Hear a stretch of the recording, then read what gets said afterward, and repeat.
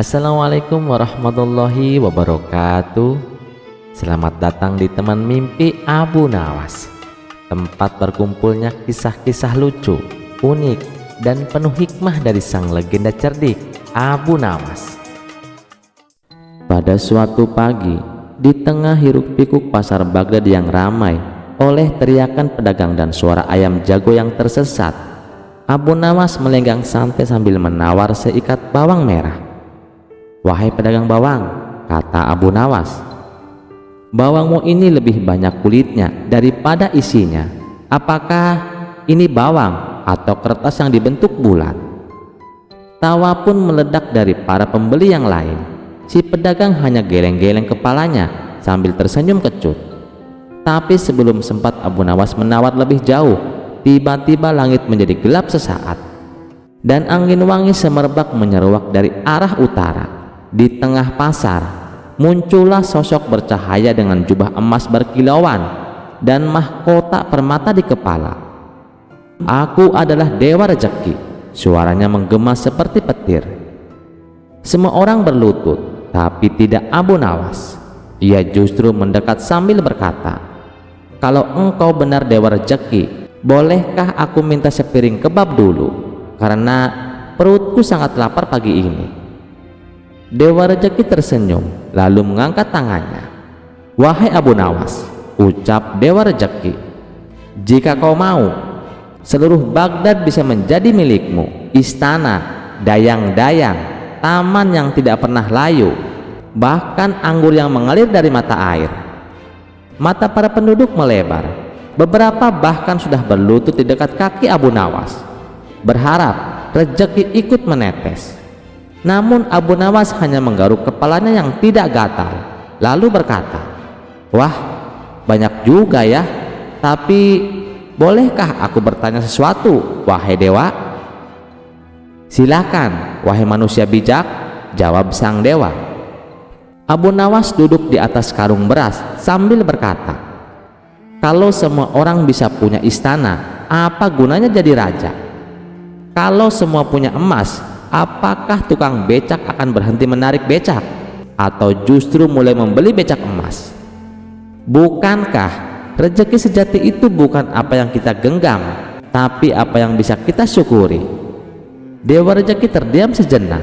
Abu Nawas melanjutkan, "Saya pernah makan roti kering dengan segelas air, tapi karena bersama istri saya yang cerewet dan setia, rasanya seperti pesta kerajaan. Tapi saya juga pernah melihat saudagar kaya menangis karena tak bisa tidur nyenyak." "Lalu engkau ingin apa dariku?" tanya sang dewa. Abu Nawas tersenyum lebar. "Berikan aku kemampuan untuk tetap tertawa walaupun kantongku kosong, dan berikan orang-orang di sekitarku hati yang lapang meski dapurnya belum ngebul." Dewa Rezeki tertawa lebar. "Engkau memang berbeda dari manusia kebanyakan, wahai Abu Nawas. Kau tidak meminta kekayaan, tapi kau telah memilikinya. Dan tiba-tiba semuanya menghilang, koin dan permata semuanya lenyap. Tapi anehnya, para pedagang di pasar justru merasa lebih ringan hari ini. Mereka mulai memberi potongan harga tanpa diminta. Tukang roti memberi 2 roti untuk 1 koin. Bahkan si pedagang bawang tadi memberinya seikat bawang secara cuma-cuma. Mereka semua merasa cukup." Abu Nawas pulang hari itu tanpa membawa emas atau permata, tapi seluruh kota Baghdad berbicara tentang kisahnya. Anak-anak menirukan gaya bicaranya, dan orang tua mengulang ceritanya di warung kopi, dan para saudagar mulai menghitung rezeki bukan dari harta, tapi dari tawa di rumah mereka. Moral dari kisah ini, rezeki bukanlah apa yang kau timbun, tapi apa yang bisa kau bagi, bahkan jika itu hanya senyuman. Kisah selanjutnya. Assalamualaikum warahmatullahi wabarakatuh. Selamat datang di Teman Mimpi Abu Nawas, tempat berkumpulnya kisah-kisah lucu, unik, dan penuh hikmah dari sang legenda cerdik Abu Nawas. Suatu hari nasib buruk menimpa Abu Nawas. Rumah tua yang selama ini ia tinggali roboh akibat hujan deras dan angin kencang. Abu Nawas kehilangan tempat tinggalnya, seluruh harta bendanya pun lenyap tanpa sisa. Ia butuh rumah baru dan ia tahu tidak ada orang lain yang cukup kaya untuk membantunya selain Baginda Raja. Sayangnya, meminta bantuan secara langsung bukanlah pilihan yang memungkinkan. Ia tahu Baginda Raja memang murah hati, namun ia juga dikenal sebagai sosok yang sangat bangga diri, sombong, dan percaya takdir serta ramalan. Maka Abu Nawas pun mulai menyusun rencana liciknya. Malam itu Abu Nawas duduk termenung di bawah langit penuh bintang. Ia berpikir lalu tersenyum penuh arti. Aha, kalau Baginda Raja suka ramalan, kenapa tidak kubuat ramalan khusus untuknya? Ia segera mengarang sebuah kisah mimpi mistis penuh simbol, pesan langit, dan tentu saja rumah mewah. Keesokan harinya, dengan jubah compang-camping tapi gaya berjalan bak bangsawan, Abu Nawas masuk ke istana. Ia berpura terengah-engah, seakan baru terbangun dari mimpi panjang yang mengguncang hidupnya. "Wahai Baginda Raja," kata Abu Nawas dengan suara berat dan penuh drama, "aku datang membawa kabar dari langit." Sultan yang tengah bersantai mendongkak penasaran. "Apa maksudmu, Abu Nawas?" Abu Nawas melanjutkan, "Maaf Baginda, semalam aku bermimpi didatangi 7 malaikat dan 1 jin penjaga takdir. Mereka berkata bahwa keberlangsungan kerajaanmu bergantung pada sebuah rumah megah yang dibangun sesuai kemuliaan namamu." Sultan terbelalak. "Rumah? Benar Baginda, rumah itu harus dibangun dengan taman yang menghadap ke arah matahari terbit. Tiangnya dari kayu cedar pilihan dan jendelanya menghadap ke arah bintang keberuntunganmu, Buruj Al-Mu'azzam. Jika tidak, wahai Baginda, rezekimu akan menurun dan kerajaan bisa kehilangan kejayaan." Abu Nawas menghela napas dalam-dalam lalu menatap lurus pada Baginda Raja. Dan anehnya, rumah itu bukan untuk Baginda, melainkan harus dibangun untuk seorang wakil rakyat yang mewakili kebijaksanaan dan kecerdikan bangsa. Sultan yang suka disanjung pun langsung merasa bahwa ini adalah panggilan takdir. "Dan orang itu yang kau maksud adalah dirimu sendiri, Abu Nawas?" tanya Baginda Raja. "Aku tidak berani berkata begitu Baginda," jawab Abu Nawas sambil menunduk rendah. "Namun dalam mimpi itu Baginda, malaikat menyebut namaku 3 kali." Baginda terpesona.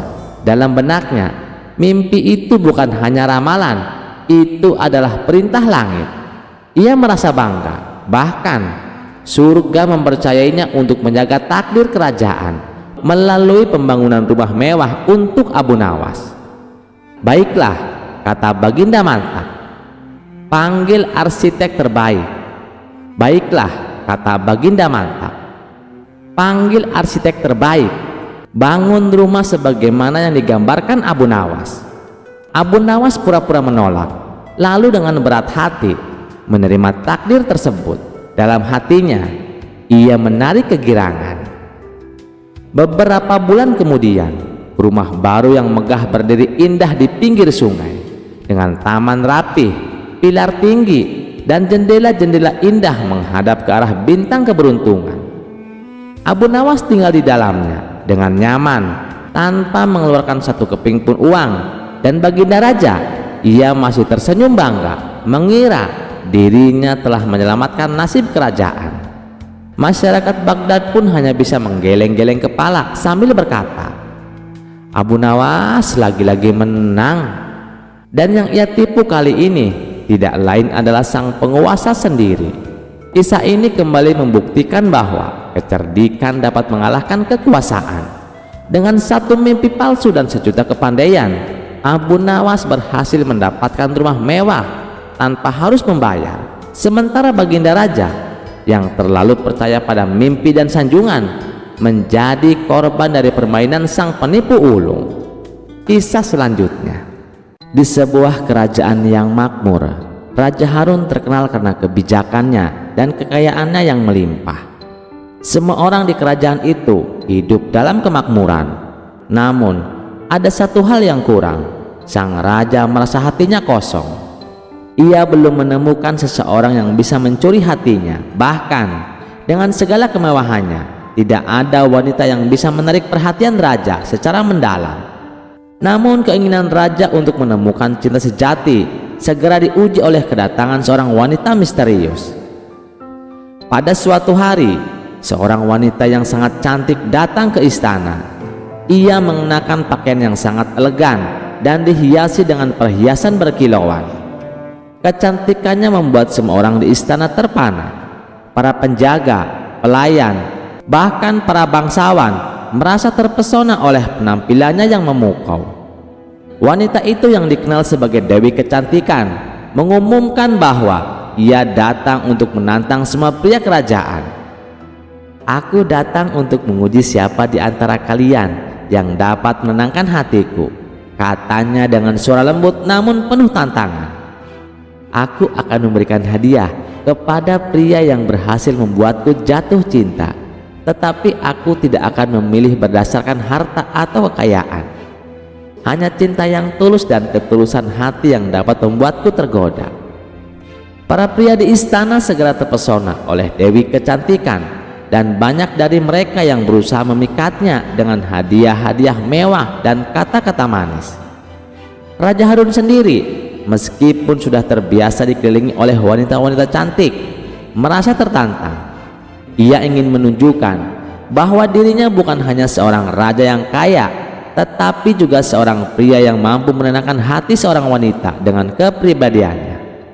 Namun, Abu Nawas, sang pemikir cerdik dan humoris yang selalu ada di sisi raja sebagai penasihat, melihat situasi ini dengan pandangan berbeda. Ia tahu bahwa tantangan ini lebih dari sekedar ujian kecantikan atau harta benda. Ini adalah ujian tantangan ketulusan, kecerdikan, dan bagaimana seseorang bisa menenangkan hati bukan dengan penampilan luar, tetapi dengan hati yang sejati. Abu Nawas merasa bahwa ia bisa mengalahkan semua pria di kerajaan yang berlomba-lomba mendapatkan perhatian Dewi Kecantikan, tetapi ia tidak ingin melakukannya dengan cara biasa. Dengan kecerdikan yang sudah terkenal, Abu Nawas memutuskan untuk menyamar.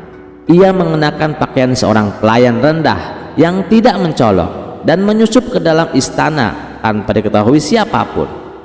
Tujuannya jelas. Ia ingin menunjukkan bahwa bukan kekayaan atau status yang bisa menenangkan hati Dewi Kecantikan, melainkan kecerdikan dan ketulusan hati yang sejati. Hari demi hari, Dewi Kecantikan menyaksikan para pria yang datang kepadanya dengan hadiah-hadiah indah dan pujian berlebihan. Namun, ia tetap merasa hampa. Semua usaha mereka hanya berfokus pada penampilan dan materialisme, dan tak ada yang berhasil menyentuh hatinya. Dewi Kecantikan merasa bosan karena meskipun banyak pria yang datang dengan harapan tinggi, ia tidak merasa ada satupun yang benar-benar memahami dirinya. Suatu sore, saat Dewi Kecantikan duduk di taman istana menikmati udara segar, seorang pelayan tampak mendekatinya. Pelayan itu adalah Abu Nawas yang menyamar. Ia tidak membawa hadiah atau kata-kata manis, sebaliknya ia hanya membawa nampan berisi air untuk melayani Dewi Kecantikan. Dewi Kecantikan menatapnya dengan penuh rasa ingin tahu. "Kamu tidak membawa apa-apa selain air?" tanyanya dengan sedikit sinis. Merasa heran dengan sikap pelayan ini yang tampak berbeda dari para pria lainnya, Abu Nawas dengan senyum penuh makna menjawab, "Air ini adalah hal terpenting yang bisa saya bawa. Tanpa air, kita semua akan mati kehausan.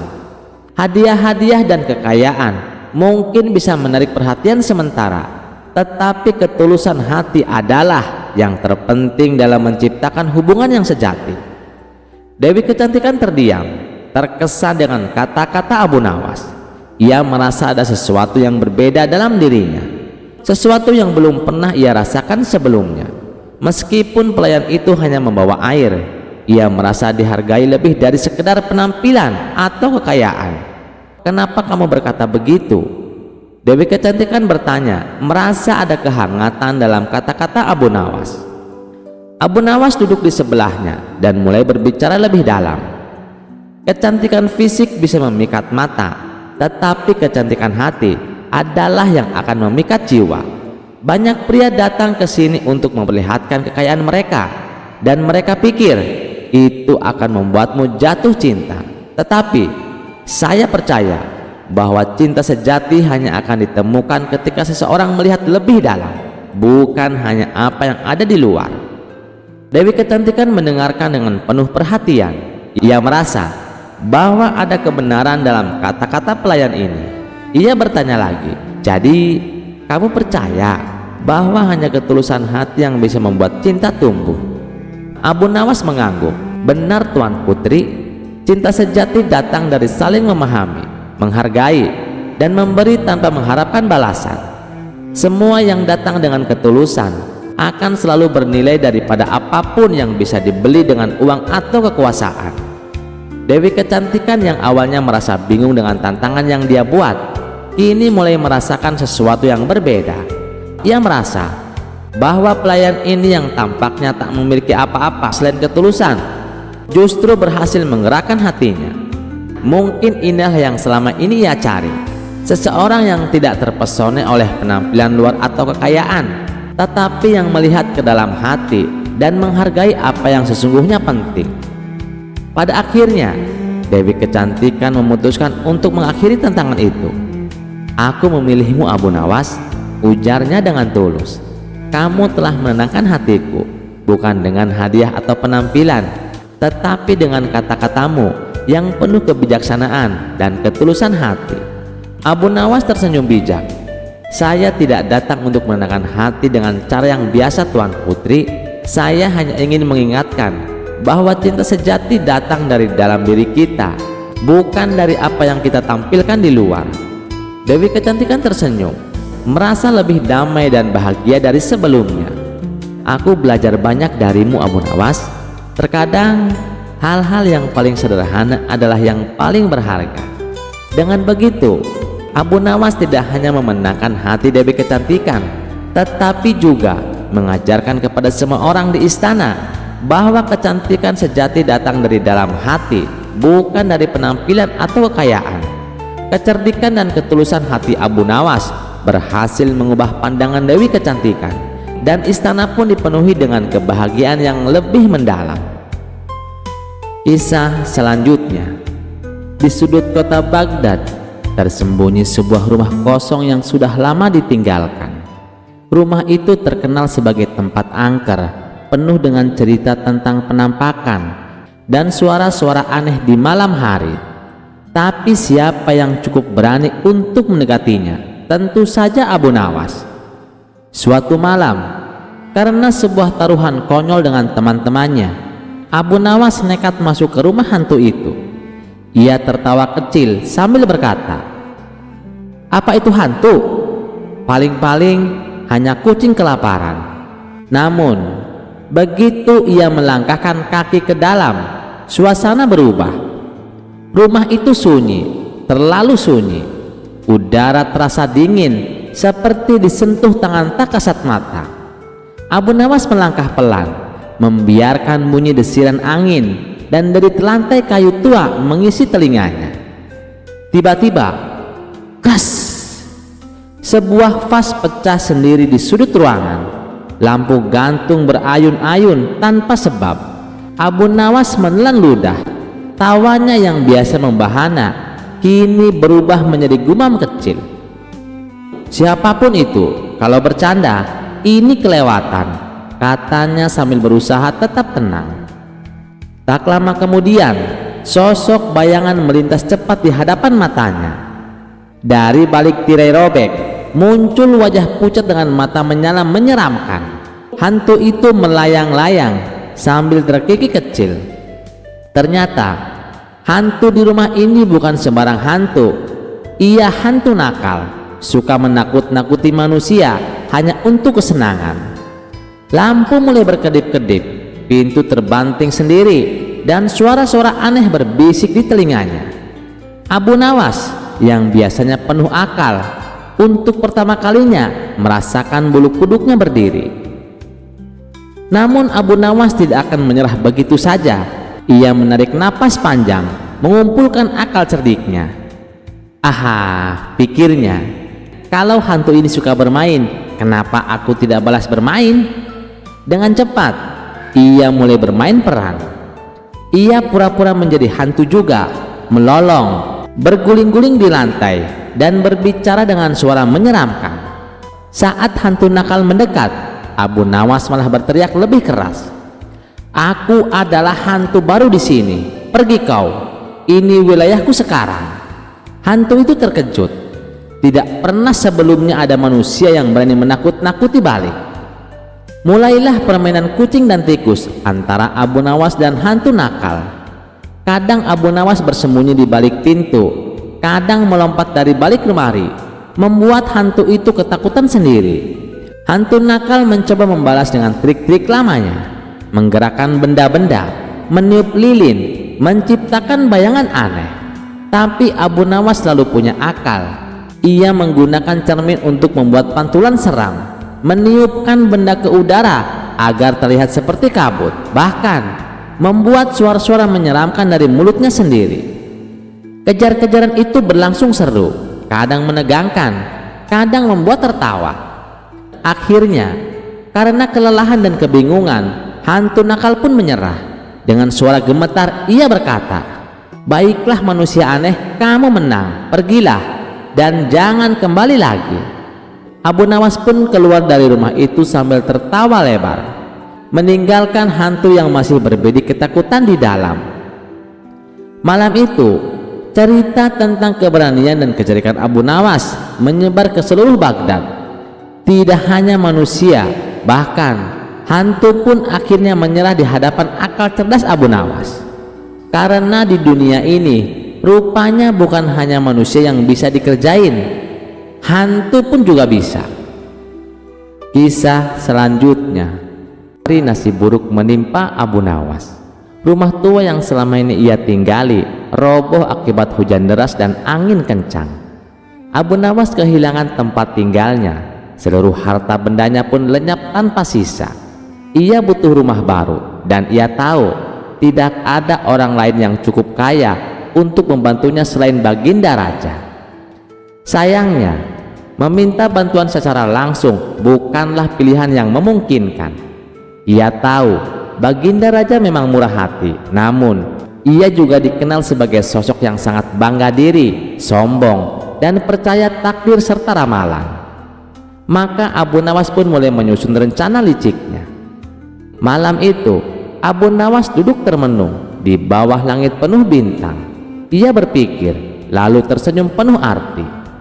Aha, kalau Baginda Raja suka ramalan, kenapa tidak kubuat ramalan khusus untuknya?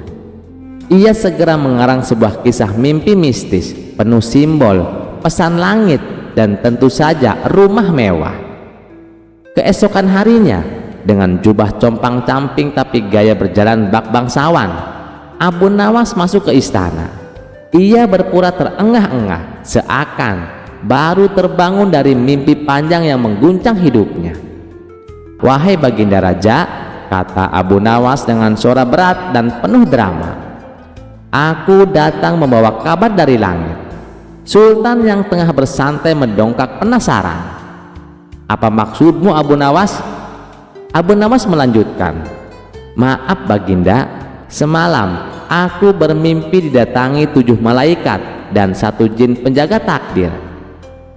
Mereka berkata bahwa keberlangsungan kerajaanmu bergantung pada sebuah rumah megah yang dibangun sesuai kemuliaan namamu." Sultan terbelalak. "Rumah? Benar Baginda. Rumah itu harus dibangun dengan taman yang menghadap ke arah matahari terbit. Tiangnya dari kayu cedar pilihan dan jendelanya menghadap ke arah bintang keberuntunganmu, Buruj Al-Mu'azzam. Jika tidak, wahai Baginda, rezekimu akan menurun dan kerajaan bisa kehilangan kejayaan." Abu Nawas menghela napas dalam-dalam, lalu menatap lurus pada Baginda Raja. Dan anehnya, rumah itu bukan untuk Baginda, melainkan harus dibangun untuk seorang wakil rakyat yang mewakili kebijaksanaan dan kecerdikan bangsa. Sultan yang suka disanjung pun langsung merasa bahwa ini adalah panggilan takdir. Dan orang itu yang kau maksud adalah dirimu sendiri, Abu Nawas? Tanya Baginda Raja. Aku tidak berani berkata begitu, Baginda, jawab Abu Nawas sambil menunduk rendah. Namun dalam mimpi itu, Baginda, malaikat menyebut namaku 3 kali. Baginda terpesona. Dalam benaknya, mimpi itu bukan hanya ramalan, itu adalah perintah langit. Ia merasa bangga, bahkan surga mempercayainya untuk menjaga takdir kerajaan melalui pembangunan rumah mewah untuk Abu Nawas. Baiklah, kata Baginda mantap, panggil arsitek terbaik. Baiklah, kata Baginda mantap, panggil arsitek terbaik, bangun rumah sebagaimana yang digambarkan Abu Nawas. Abu Nawas pura-pura menolak, lalu dengan berat hati menerima takdir tersebut. Dalam hatinya ia menarik kegirangan. Beberapa bulan kemudian, rumah baru yang megah berdiri indah di pinggir sungai dengan taman rapih, pilar tinggi, dan jendela-jendela indah menghadap ke arah bintang keberuntungan. Abu Nawas tinggal di dalamnya dengan nyaman tanpa mengeluarkan 1 keping pun uang. Dan Baginda Raja, ia masih tersenyum bangga mengira dirinya telah menyelamatkan nasib kerajaan. Masyarakat Baghdad pun hanya bisa menggeleng-geleng kepala sambil berkata, Abu Nawas lagi-lagi menang. Dan yang ia tipu kali ini tidak lain adalah sang penguasa sendiri. Kisah ini kembali membuktikan bahwa kecerdikan dapat mengalahkan kekuasaan. Dengan 1 mimpi palsu dan 1 juta kepandaian, Abu Nawas berhasil mendapatkan rumah mewah tanpa harus membayar. Sementara Baginda Raja yang terlalu percaya pada mimpi dan sanjungan menjadi korban dari permainan sang penipu ulung.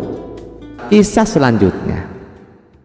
Di suatu pagi yang cerah di kota Baghdad, suasana istana tampak lebih tegang dari biasanya. Baginda Raja duduk di singgasananya dengan alis berkerut. Ia baru saja mendengar kabar dari beberapa pejabatnya bahwa rakyat mulai mengeluh karena Abu Nawas selalu lolos dari hukuman. Bahkan ketika membuat keonaran kecil, banyak yang merasa bahwa Abu Nawas diperlakukan terlalu istimewa. Sudah cukup, ujar sang raja dengan nada kesal. Abu Nawas terlalu bebas. Kali ini aku akan menjualnya di pasar. Para menteri yang mendengarnya saling berpandangan. Menjual manusia, bahkan itu Abu Nawas. Tapi tidak satu pun berani membantah ide raja. Maka diutuslah pengawal untuk menangkap Abu Nawas. Abu Nawas yang saat itu tengah duduk santai di depan rumahnya sambil mengelus janggutnya, tampak tenang ketika para pengawal mendekat. Abu Nawas, kau dipanggil raja, kata salah satu pengawal. Abu Nawas menyeringai. Ia pun langsung bergegas ke istana. Benar saja, sesampainya di istana, Baginda Raja berkata, Abu Nawas, kau akan kujual di pasar, biar kau tahu rasanya menjadi budak. Abu Nawas mengangguk tenang. Baiklah tuanku, asal harganya cocok dan tempatnya teduh. Raja makin kesal. Ia memerintah agar Abu Nawas diikat dan dibawa ke pasar esok pagi. Keesokan harinya, pasar Baghdad penuh sesak. Kabar tentang raja menjual Abu Nawas telah menyebar ke seluruh kota. Warga berkumpul dengan rasa penasaran. Pedagang, petani, pengemis, bahkan bangsawan berdatangan. Sang juru lelang dengan suara lantang membuka acara. Hadirin sekalian, hari ini atas perintah raja, kita akan melelang seorang budak istimewa, cerdas, licik, jenaka, dan sedikit menyebalkan. Inilah dia, Abu Nawas. Abu Nawas pun berdiri di atas panggung kecil, tangannya terikat, tapi tetap senyum lebar. Ia melambaikan tangan ke kerumunan seolah artis terkenal. "Siapa yang mau menawar?" teriak juru lelang. Seorang saudagar kaya mengangkat tangan. 50 dinar emas. 80, sahut pedagang kurma. 100 dinar, ujar seorang janda tua dengan suara lantang. Raja yang menyaksikan dari kejauhan terkekeh pelan, tapi yang terjadi kemudian membuatnya terkejut. Abu Nawas tiba-tiba berkata keras, "Tunggu, kalian semua harus tahu, siapapun yang membeli saya akan mendapatkan satu paket lengkap. Saya akan tinggal di rumah Anda, mengatur keuangan Anda, mengomentari makanan Anda, dan saya akan menuntut tidur di ranjang terbaik di rumah." Orang-orang mulai saling memandang. "Tunggu, belum selesai," lanjut Abu Nawas. "Saya juga mendengur dengan sangat keras, dan saya suka bernyanyi tengah malam." Kerumunan mulai tertawa. "Satu lagi," kata Abu Nawas dengan suara tenang, "saya punya kebiasaan unik. Saya selalu bertanya kenapa ini dan kenapa itu sepanjang hari. Saya akan membuat hidup Anda penuh filosofi atau frustasi." Saudagar yang menawarkan 100 dinar langsung mundur. Janda tua pura-pura batuk dan pergi. Pedagang kurma berbisik ke istrinya, "Untung belum dibayar." Raja terperanjat. "Apa maksudnya ini?" Juru lelang bingung. Apa ada yang masih ingin menawar?" Tiba-tiba Abu Nawas berseru, "Saya punya ide. Karena tidak ada yang mau membeli saya, bagaimana kalau saya yang akan membeli diri saya sendiri?" Orang-orang tertawa keras. Bahkan beberapa pengawal nyaris tak bisa menahan senyum. Abu Nawas lalu berteriak, "Aku tawar diriku sendiri 1 dinar perak." 2 dinar, kata seorang anak kecil ikut-ikutan. 5 dinar, dengan syarat aku tidak perlu pulang dengannya, canda seorang lelaki tua. Pasar berubah menjadi panggung hiburan. Baginda Raja menutupi wajahnya dengan jubah antara malu dan tertawa. Abu Nawas memandang ke arah Baginda Raja lalu membungkuk, "Wahai tuanku, apakah kau sekarang ingin aku lanjut dijual atau aku kembali ke istana sebagai penasihat lucumu?" Raja akhirnya bangkit dari tempat duduknya dan berkata, "Cukup Abu Nawas, kau berhasil lagi mengubah hukuman menjadi pesta." Abu Nawas mengangkat alis. "Apakah itu berarti saya dapat bonus tuanku?" Raja tak kuasa menahan tawa. "Bawa dia kembali ke istana, tapi jangan diberi dia ranjang terbaik." Orang-orang di pasar bersorak, dan cerita tentang Abu Nawas yang dilelang tapi malah melelang dirinya sendiri pun menyebar ke seluruh penjuru Baghdad, bahwa tak ada yang bisa mengalahkan kecerdikan si pujangga gila itu. Kisah selanjutnya sudah menjadi rahasia umum bahwa Abu Nawas sering membuat Baginda Raja pusing 7 keliling, bukan karena kejahatannya, tetapi karena kecerdikannya yang tak ada tandingan. Berkali-kali berbuat salah, berkali-kali pula dia lolos dari hukuman, tapi kali ini tampaknya nasib berkata lain. Suatu malam, para prajurit menangkap Abu Nawas sedang minum arak di belakang taman kerajaan. Tentu saja ia langsung digelandang ke hadapan Baginda Raja. "Abu Nawas," seru Baginda Raja, "sudah berapa kali kau berjanji tak akan mengulangi, tapi nyatanya kau tetap saja bandel. Selama ini aku sudah berbaik hati sama kamu. Aku sengaja meloloskanmu dari hukuman karena kamu selalu berjanji tidak akan mengulangi. Tapi kali ini sudah tidak bisa ditolerir. Apapun alasanmu, kamu tetap akan saya hukum," ucap Baginda Raja. Sementara Abu Nawas hanya terdiam, kepalanya tertunduk, tak berani menatap. Penasihat istana maju dan berkata, "Baginda, bagaimana kalau Abu Nawas dihukum dengan minum minyak panas, biar dia kapok betul?" Raja mengangguk. "Bagus, Hukuman itu pas untuk orang keras kepala seperti dia. Abu Nawas langsung pucat. Ampun Paduka, minyak panas ini bisa membakar perut hamba. Hamba bisa mati. Itu memang tujuannya Abu Nawas, biar kau jera, bentak raja. Besok pagi datanglah ke istana, jalani hukumanmu. Abu Nawas pun pasrah, tak bisa berbuat apa-apa. Kalau itu memang sudah keputusan Paduka, saya terima dengan berat hati.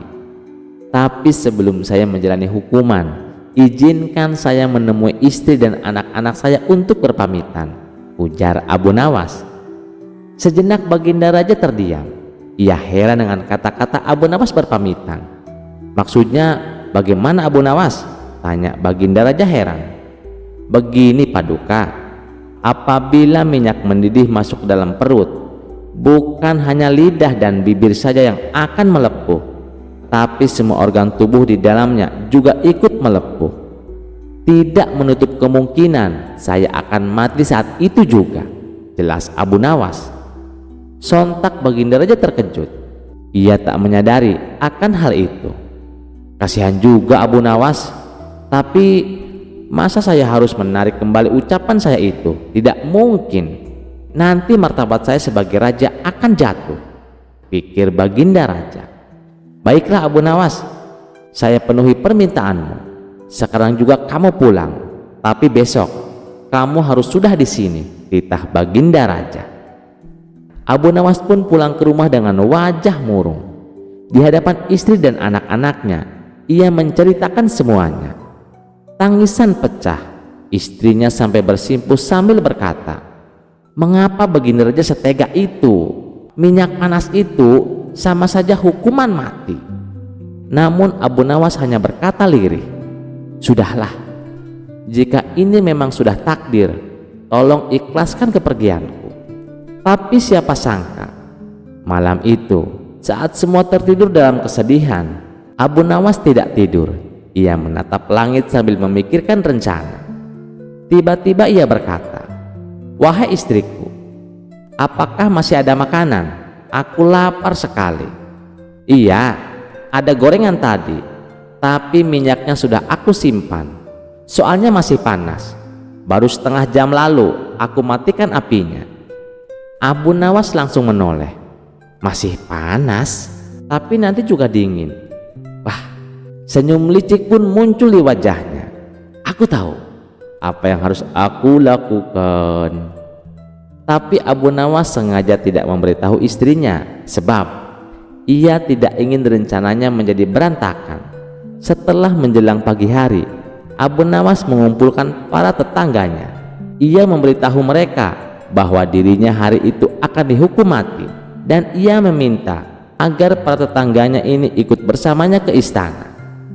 Berita mengejutkan itu tentu saja membuat mereka kaget.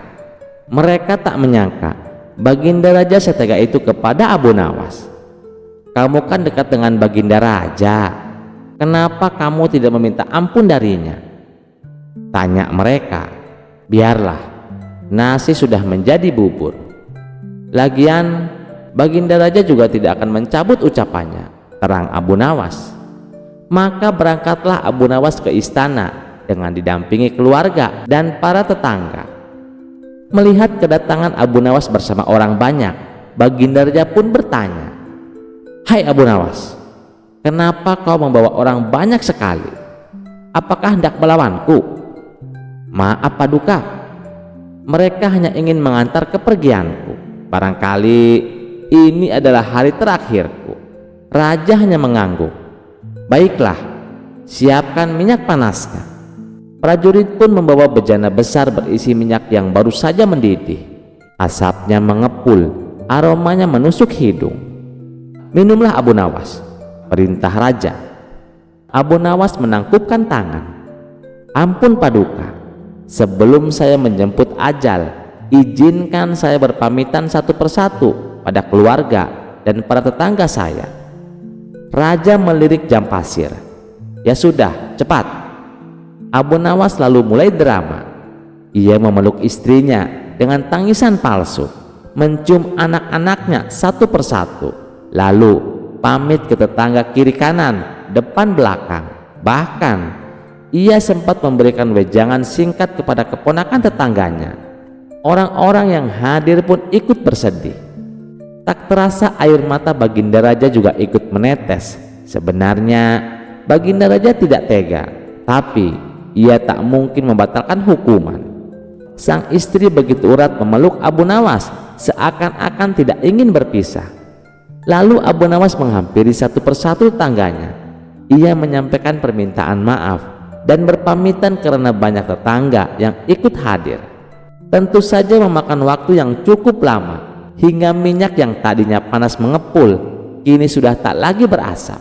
Akhirnya Abu Nawas berdiri dan berkata, "Paduka, saya sudah siap." Dengan perlahan ia mengambil bejana dan menenggak minyak itu sampai habis. Semua menahan nafas, tapi anehnya Abu Nawas tidak apa-apa. Raja kaget. "Hei, bukankah itu minyak panas?" Abu Nawas tersenyum. "Benar Paduka, minyak ini tadinya panas, tapi karena saya terlalu sibuk berpamitan, kini sudah dingin. Paduka hanya memerintahkan saya untuk meminum minyak panas. Tidak disebutkan waktunya kapan harus diminum." Raja melongo lalu menepuk jidat. "Kau ini memang licik luar biasa." Akhirnya Abu Nawas pun bebas dari hukuman dan pulang bersama rombongan pengantar yang kini malah jadi konvoi kemenangan. Ia tertawa sambil berkata, "Ingat, bukan kekuatan yang menyelamatkan, tapi akal sehat dan sedikit drama." Kisah selanjutnya. Di sudut kota Baghdad tersembunyi sebuah rumah kosong yang sudah lama ditinggalkan. Rumah itu terkenal sebagai tempat angker, penuh dengan cerita tentang penampakan dan suara-suara aneh di malam hari. Tapi siapa yang cukup berani untuk mendekatinya? Tentu saja Abu Nawas.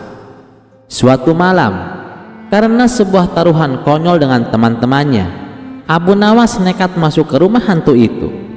Ia tertawa kecil sambil berkata, "Apa itu hantu? Paling-paling hanya kucing kelaparan." Namun begitu ia melangkahkan kaki ke dalam, suasana berubah. Rumah itu sunyi, terlalu sunyi. Udara terasa dingin, seperti disentuh tangan tak kasat mata. Abu Nawas melangkah pelan, membiarkan bunyi desiran angin dan dari lantai kayu tua mengisi telinganya. Tiba-tiba, kas! Sebuah vas pecah sendiri di sudut ruangan. Lampu gantung berayun-ayun tanpa sebab. Abu Nawas menelan ludah. Tawanya yang biasa membahana kini berubah menjadi gumam kecil. "Siapapun itu, kalau bercanda, ini kelewatan," katanya sambil berusaha tetap tenang. Tak lama kemudian, sosok bayangan melintas cepat di hadapan matanya. Dari balik tirai robek muncul wajah pucat dengan mata menyala menyeramkan. Hantu itu melayang-layang sambil terkikik kecil. Ternyata hantu di rumah ini bukan sembarang hantu. Ia hantu nakal, suka menakut-nakuti manusia hanya untuk kesenangan. Lampu mulai berkedip-kedip, pintu terbanting sendiri, dan suara-suara aneh berbisik di telinganya. Abu Nawas yang biasanya penuh akal, untuk pertama kalinya merasakan bulu kuduknya berdiri. Namun Abu Nawas tidak akan menyerah begitu saja. Ia menarik napas panjang, mengumpulkan akal cerdiknya. "Aha," pikirnya, "kalau hantu ini suka bermain, kenapa aku tidak balas bermain?" Dengan cepat ia mulai bermain peran. Ia pura-pura menjadi hantu juga, melolong, berguling-guling di lantai, dan berbicara dengan suara menyeramkan. Saat hantu nakal mendekat, Abu Nawas malah berteriak lebih keras, "Aku adalah hantu baru di sini. Pergi kau. Ini wilayahku sekarang." Hantu itu terkejut. Tidak pernah sebelumnya ada manusia yang berani menakut-nakuti balik. Mulailah permainan kucing dan tikus antara Abu Nawas dan hantu nakal. Kadang Abu Nawas bersembunyi di balik pintu, kadang melompat dari balik lemari, membuat hantu itu ketakutan sendiri. Hantu nakal mencoba membalas dengan trik-trik lamanya, menggerakkan benda-benda, meniup lilin, menciptakan bayangan aneh. Tapi Abu Nawas selalu punya akal. Ia menggunakan cermin untuk membuat pantulan seram, meniupkan benda ke udara agar terlihat seperti kabut, bahkan membuat suara-suara menyeramkan dari mulutnya sendiri. Kejar-kejaran itu berlangsung seru, kadang menegangkan, kadang membuat tertawa. Akhirnya, karena kelelahan dan kebingungan, hantu nakal pun menyerah. Dengan suara gemetar ia berkata, "Baiklah manusia aneh, kamu menang, pergilah dan jangan kembali lagi."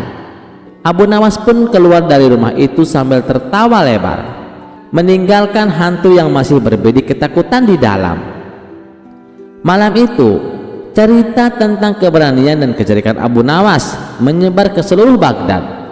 Tidak hanya manusia, bahkan hantu pun akhirnya menyerah di hadapan akal cerdas Abu Nawas. Karena di dunia ini, rupanya bukan hanya manusia yang bisa dikerjain, hantu pun juga bisa. Kisah selanjutnya. Pada suatu hari yang tenang di kota Baghdad, rakyat menjalani harinya seperti biasa. Para pedagang sibuk menjajakan barang dagangannya di pasar, anak-anak bermain di jalanan, dan para ulama berdiskusi tentang ilmu pengetahuan. Namun ketenangan itu terusik oleh satu kabar mengejutkan, bahwa Abu Nawas meminta agar kiamat segera terjadi. Kabar ini tersebar cepat dari mulut ke mulut, hingga akhirnya sampai ke telinga Baginda Raja. "Apa maksud orang itu?" tanya sang raja dengan dahi berkerut. "Kiamat. Bukankah itu urusan Tuhan?" Para menteri pun mengangguk, namun tidak ada satupun yang bisa menjelaskan alasan permintaan Abu Nawas tersebut. Akhirnya raja memerintahkan agar Abu Nawas segera dihadapkan ke istana. Di hadapan raja dan para penasihatnya, Abu Nawas tetap tenang, bahkan wajahnya terlihat sedikit riang seperti biasa. "Abu Nawas," kata raja dengan nada serius, "benarkah kau meminta agar kiamat terjadi sekarang juga?" Abu Nawas membungkuk hormat dan menjawab, "Benar tuanku, hamba memohon agar kiamat terjadi secepatnya." Ruangan istana menjadi hening dan raja menyipitkan mata. "Apakah kau sudah gila, Abu Nawas? Apa alasannya hingga kau menginginkan kehancuran dunia dan seluruh isinya?" Abu Nawas menghela napas panjang, lalu mulai bercerita. "Ampun tuanku, beberapa waktu yang lalu hamba berkeliling desa-desa di pinggiran kota. Hamba melihat banyak rakyat miskin yang kelaparan, anak-anak tanpa pakaian layak, dan para petani yang dipaksa menyerahkan hasil panennya kepada para tuan tanah yang tamak. Bahkan beberapa di antara mereka sampai menjual anak-anaknya untuk melunasi hutang." Raja tertegun. Ia belum pernah mendengarkan laporan semengerikan itu dari para menterinya. Abu Nawas melanjutkan, "Hamba berpikir, dunia ini sudah terlalu rusak tuanku. Keadilan sulit ditegakkan. Para pejabat hanya mementingkan kekayaan, dan rakyat jelata terus menderita. Hamba tidak melihat tanda-tanda bahwa keadaan akan membaik. Hamba berpikir, mungkin kiamat adalah jalan satu-satunya agar semuanya berakhir, agar para penindas dibalas dan orang-orang yang tertindas mendapatkan keadilan." Baginda Raja terdiam. Ia mulai menyadari bahwa ada sesuatu yang luput dari pengawasannya. Ia menatap para menterinya yang kini menunduk dalam diam, seolah merasa bersalah. "Namun Abu Nawas," ujar raja pelan, "kiamat adalah rahasia Tuhan. Tidak bisa kau meminta begitu saja." Abu Nawas mengangguk. "Hamba tahu tuanku, tapi bukankah sebagai hamba yang lemah, hamba boleh memohon? Siapa tahu Tuhan mengabulkan doa seorang rakyat kecil seperti hamba ini." Ucapan itu terdengar seperti sindiran yang halus namun tajam. Raja memahami maksudnya.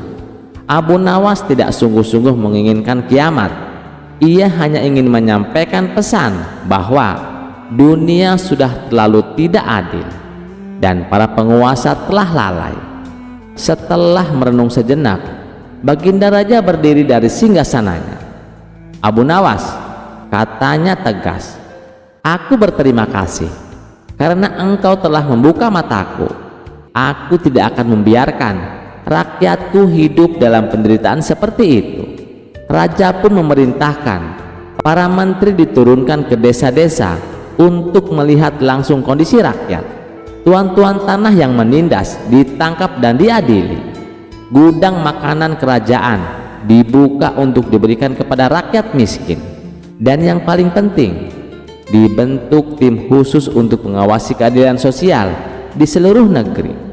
"Mulai hari ini," lanjut raja, "aku ingin negeri ini menjadi tempat di mana keadilan ditegakkan.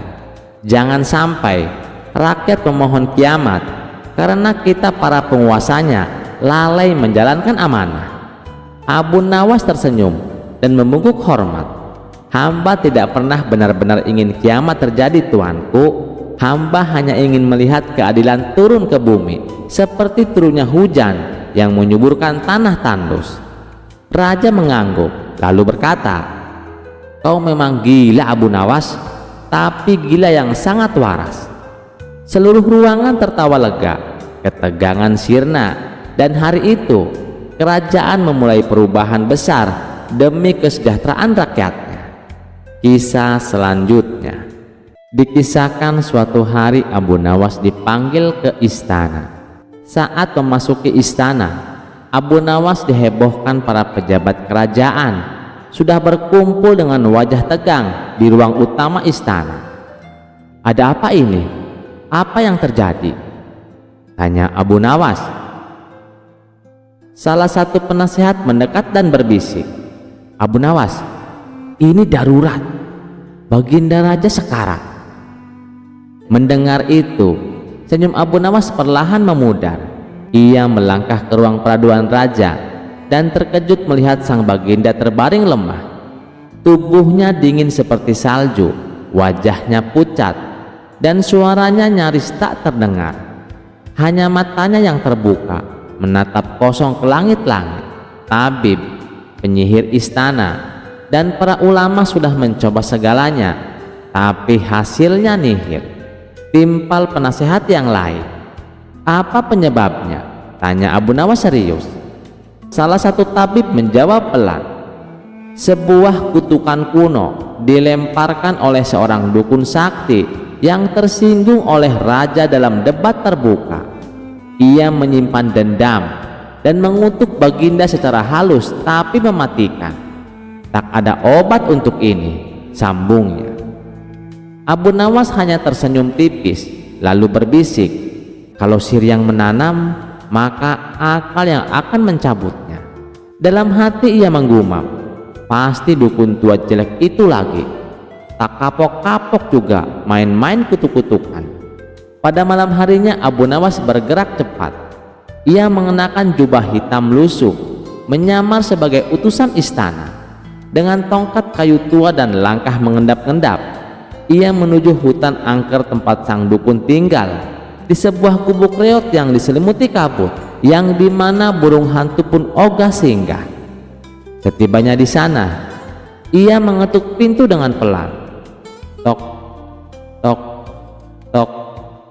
Pintu terbuka dan keluarlah sang dukun.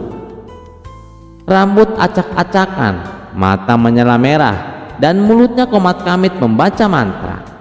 "Apa kau datang untuk memohon belas kasihan?" tanya sang dukun dingin. Abu Nawas membungkuk rendah dengan suara pelan tapi meyakinkan. Ia berkata, "Bukan Dukung Agung, justru aku membawa kabar baik. Sang raja sangat berterima kasih atas kutukanmu. Semenjak itu beliau menjadi lebih tenang, bijak, bahkan katanya tidur lebih nyenyak dari sebelumnya." Sang dukun memicingkan mata. Apa maksudmu? Beliau malah ingin memberikan hadiah emas dan jabatan penasihat kerajaan kepadamu, karena katanya kutukanmu membawa perubahan besar dalam dirinya. Sang dukun terdiam beberapa saat, lalu tertawa terbahak-bahak. Apa? Jadi kutukanku malah membuatnya bahagia? Dengan wajah merah padam, sang dukun mengangkat tangan dan berteriak, kalau begitu aku cabut kutukannya, biar dia kembali ke sifat aslinya yang menyebalkan itu. Lihat apakah dia masih bisa tenang. Begitu mendengar itu, Abu Nawas buru-buru pamit dengan pura-pura panik, lalu melesat pulang ke istana. Dalam hati ia menyengir puas. Terima kasih dukun, kau terlalu mudah dipancing. Keesokan harinya, raja bangun dari tidurnya. Tubuhnya mulai hangat, wajahnya cerah, dan suaranya kembali lantang. Abu Nawas, panggilnya. Kemarilah sang penyelamatku. Abu Nawas datang dengan langkah ringan dan wajah kalem. Sang raja memeluk erat Abu Nawas. Bukan sihir, tapi akalmu yang menyelamatkanku, katanya. Abu Nawas hanya tersenyum dan berkata, kadang yang kita butuhkan bukan pedang atau mantra, tapi satu kalimat yang tepat di waktu yang tepat. Kisah selanjutnya. Suatu hari Raja Harun ar-Rasyid mendengar kabar dari menterinya kalau beberapa belakangan ini Abu Nawas sering bertingkah aneh. Hampir setiap hari Abu Nawas menghabiskan waktunya duduk di atas kuburan. Karena penasaran dan khawatir, Baginda Raja pun segera mendatangi Abu Nawas. Benar saja, sesampainya di kuburan, Baginda mendapati Abu Nawas sedang duduk seorang diri. Hai Abu Nawas, kenapa sekarang kamu bertingkah seperti orang gila? Tanya Baginda Raja.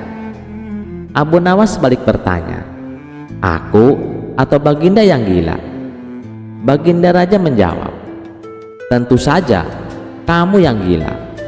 Ngapain juga setiap hari duduk di kuburan? Abu Nawas membalas, justru itulah aku yang waras dan Baginda yang gila. Baginda Raja pun heran dengan jawaban Abu Nawas. Kenapa bisa begitu wahai Abu Nawas? Tanya Baginda Raja. Ya, karena aku tahu bahwa istana dan kekuasaanmu suatu saat pasti akan musnah, dan disitulah Paduka akan hidup abadi, jawab Abu Nawas sambil menunjuk ke sebuah kuburan. Oleh karenanya, aku mempersiapkan diri untuk tinggal kekal di sini. Sementara Paduka justru menyibukkan diri dengan membangun istana megah, padahal semuanya itu nantinya akan musnah. Paduka terlihat begitu membenci kuburan, padahal disitulah kelak tempat peristirahan terakhir Paduka. Tutur Abu Nawas melanjutkan. Mendengar perkataan Abu Nawas tersebut, Baginda Raja seketika langsung terdiam. Jika demikian adanya, lalu siapa di antara kita yang gila wahai Baginda Raja?